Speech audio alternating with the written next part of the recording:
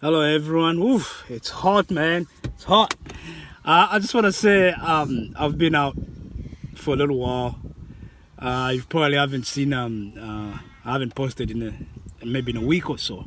I've just been so busy. It's very hot where I am. Really hot right now. Let me just try to take my sunnies off. And I just want to say, I found out something that's really interesting. That's kind of, I don't even know whether to get upset or to laugh, right? I'm just so mad. One of my subscribers said something to me about I should be looking in the camera, but it's like I'm used to looking on the screen. So if you see me going like this, I'm trying to figure out how to look in the camera, because I can't see, how the phones are. However, I'll try to do my best. If it doesn't work, it doesn't work. Eventually, when I have enough money to buy equipment, or if someone wants to do me a favor and buy me some good equipment, that would be very welcomed. However, I just found I was watching this. There's a show on Netflix called Journey of an African Colony. And it's about Nigeria. Nigeria just celebrated their 60th birthday. I think in September. And I found out something, that Nigeria actually means N-word area. YouTube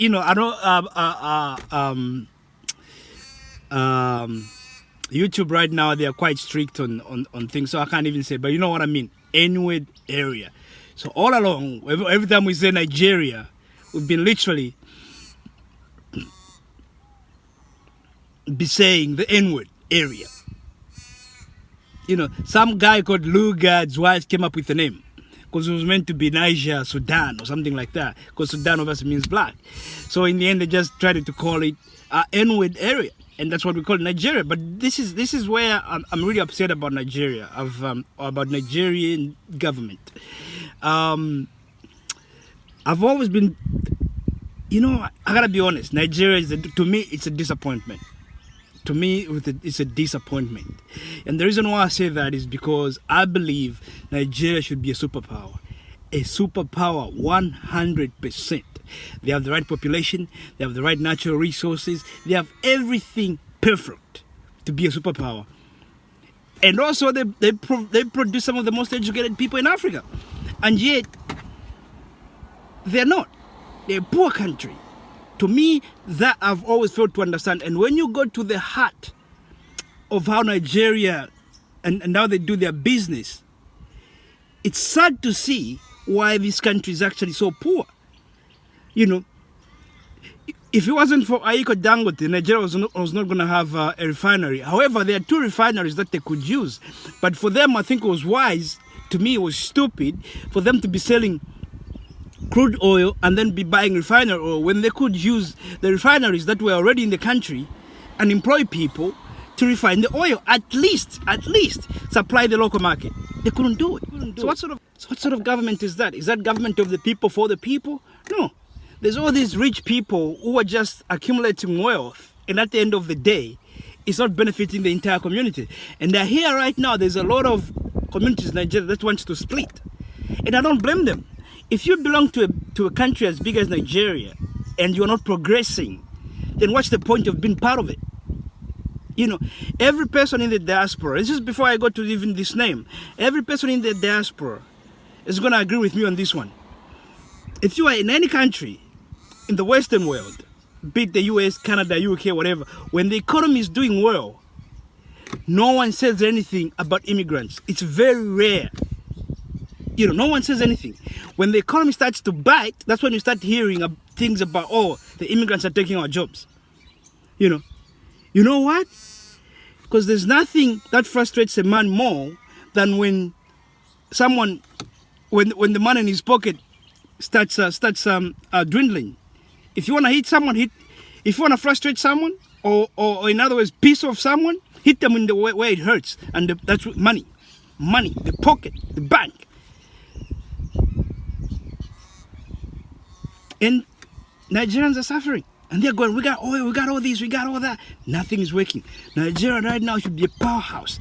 Nigeria should be making cars to supply the whole continent of Africa. Nigeria right now should have gas pipelines supplying the whole of West Africa. Because countries in West Africa are importing oil. Ghana imports oil. I think they've discovered oil there, and there's luckily it's black owned, and these guys are determined to do something about it, and it's great. But they've discovered oil all over Africa. We are just behind. And that's why I say, for Africans that are trying to welcome these Teslas and batteries, we shouldn't allow any of these EVs on the continent, because we are just discovering now, because of our stupidity and our stupid leaders, we've missed the opportunity. Countries like Saudi Arabia, Iran, Qatar, they've made a lot of money from oil. We've missed it. We got more oil than all those countries around Africa. You know, Nigeria, Ghana, all the coast, Congo, all the coast, even Malawi, Mozambique, they have so much oil. We have so much oil, but we've missed the bus.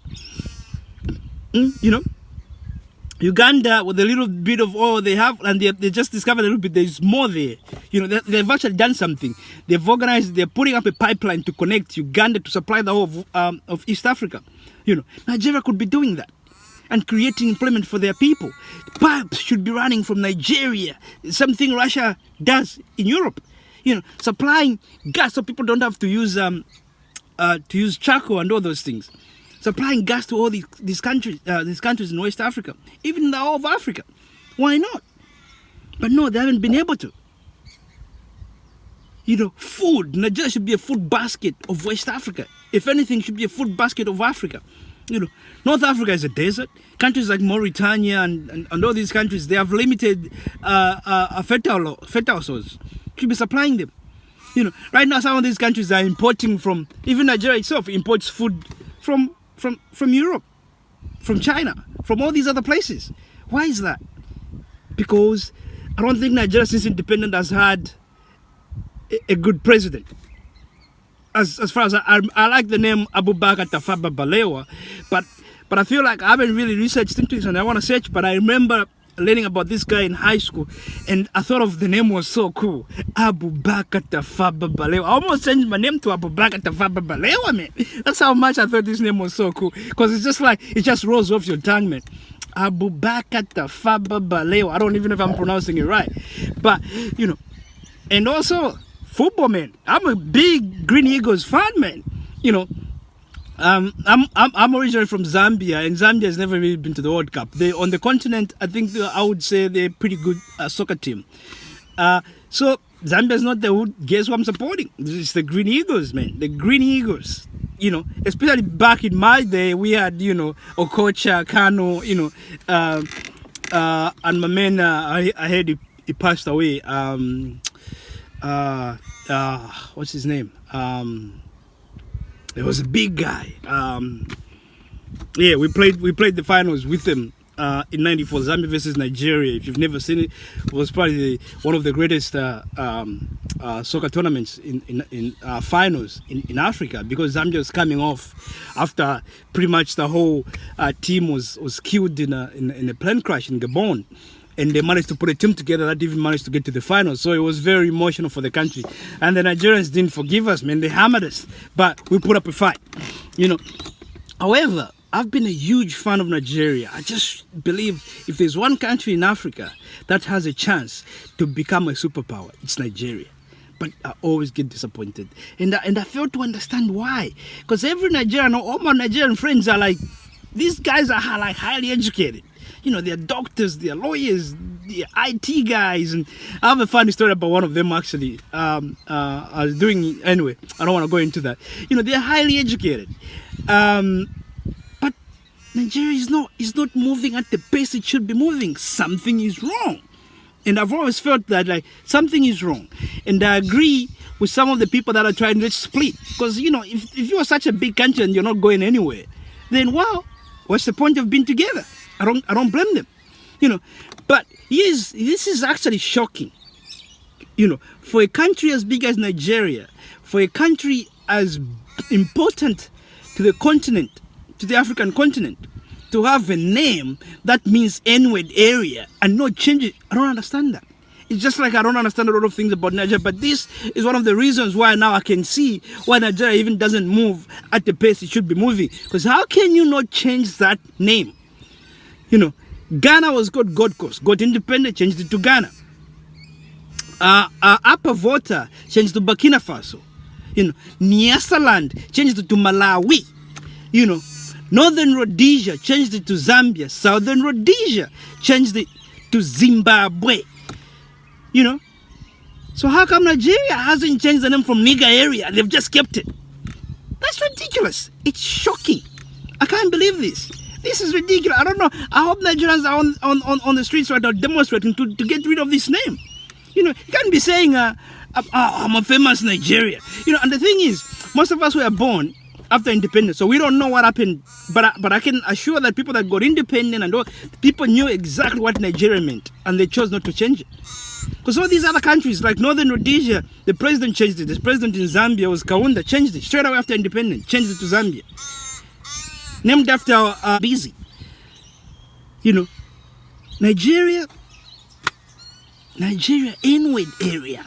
And people are proud of it. I'm the N-word area. And this is the funny thing, because now a lot of slaves came from Nigeria. So a lot of Americans, and they hate the word N-word. There's nowhere in the world where being called N-word is more derogatory than in America. And you realize 80% of you comes from Nigeria. And the place is called, the Nigeria means nigger area or N-word area. That's ridiculous. That's ridiculous. You know, a lot of people in America and whatever came from Nigeria. And this country still kept that name. That is ridiculous. This is what's wrong with Nigeria. Nigeria, I believe, should be a superpower. And the fact that they're not a superpower is something Nigerians, they have to address. You know, there's just so many ways this country can make money. Right now, everywhere I've been, the doctors are Nigerians. Doesn't matter. Australia, the UK, you find Nigerian doctors. The sad part is that most of these doctors were actually educated in Nigeria, and then they left. You know, and this is where it comes to again when I say lack of organization is our biggest enemy. Because trust me, a little country by the name of Cuba is right now having 50,000 doctors spread across the world in 67 countries. And guess what? They are making about $11 billion being sent home to the government. Because the government has made an agreement. We're going to educate you. It's free education. But when you go to work, you give us a percentage. And the government is making $11 billion. Nigeria could easily do the same. You know, I didn't want to make this long video, but it's one of those things where I want to talk about this so-called democracy, which we've completely misunderstood, which just means demon crazy. You know, you think democracy, every African people want to go this democracy, ridiculous. We need to find a system that works for us. You know, a country like Cuba is coming up with better ideas of generating income for the country than Nigeria, than most African countries. Imagine how much money Africa will be making from the doctors and all these people that leave the continent to go and work outside the continent, who, by the way, Africa educates. So Africa pays for their education and then they leave. And in the end, Africa doesn't get anything back. You know, and that's my point. It's not necessarily about corruption. It's lack of organization. Organized, things work perfectly. Cuba is doing it, they've organized, and they're generating income. That's helping even build more schools and buy school equipment and all those things so they can educate even more. You know, in the future, they could be making $100 billion just from the doctors. You know, because most doctors, if you're working in New York and these other places, you're probably making minimum $15,000 a month. You know, you'll be making $15,000, $20,000, $50,000 a month. You know, sending back, you know, $1,000, $2,000 every month to your country, that's not bad. And the government can agree with the government of your current location, where they even take that before tax. You know, and we'll be generating income, but no. We are so focused on getting aid as governments. We are so focused on every person getting rich. You know, especially in Nigeria, there's so many billionaires. But then I don't understand this. The roads are terrible. How can you live in a nice house, but the road to get to your house is boom, and you guys are doing nothing about it? Because here's our biggest problem. There's this individual nationalism. There is no let's work together and make Nigeria great. Because they're here. North of Nigeria, apparently there's so much poverty, there's kids going hungry there without food. In places like Kano and all these other places, north of Nigeria, northern Nigeria. You know, there's too much individualism all across the continent. That's why we're not going to go anywhere. I can tell you what, we're always going to be at the bottom because we haven't realized what's important. What's important in this world is this. Your skin color. That's it. You know, you can have money and give that money for your next generation and whatever, and you send them to America. Guess what? The police is not going to say, oh, that one has got $10 billion in their account. They're just going to shoot them because of that. You know, we need to work together. We need to work together. Oprah Winfrey, rich, was in Paris once. And when he was there, he went into this little shop. She picked out a bag. The bag, let's say, was worth maybe 10,000 euros. And the lady comes up to her and says, no, you can't afford that. You and I both know Oprah Winfrey could buy everything in that shop. If anything, Oprah Winfrey could buy everything on that street and she'll still be chilling. And she'll still be rich. But guess what? It's the color. That's all that matters. And the moment we realize, this is why even these African presidents that like to be corrupt and do all this crazy stuff, they're forgetting the most important thing. You know, when you develop a country, you develop a people respect you. At one point, if you remember very well, if anyone has seen a video of China maybe in the 50s, 70s, you realize people used to wear like a uniform thing. You know, and everyone was riding bicycles or pushing something. That's how they did in China. Today, if you went and got a useless Chinese man from some village and brought him into Africa, put some clothes on him and brought him into Africa, Africans will start kneeling down. You know what they are looking at? That. That's all. So they've now respected China. It's not just in Africa. You know, this is how China, how influenced now China has become. The finance minister of China can visit any European country and the share market there goes up. Because our friends aren't going to kneel and do all these things, but they work with money. You know, the share market goes up. Whereas back in the 70s, no one would even give a damn. You know, because collectively, they've tried to develop 800 million people pulled out of poverty. You know, developed a strong army. You know, so now everyone is looking at China. It's not looking at Xi Jinping. Nah, they're looking at China. They're not looking at Jet Li. They're looking at China. The ball. This is what I talk about. We have to race together as a ball. No, we don't do that. We are not doing it. And that's our problem. You know, Nigeria needs to change its name. That's all I'm going to say. Nigeria needs to change its name. And Africans, we need to work together. Thank you for watching this video.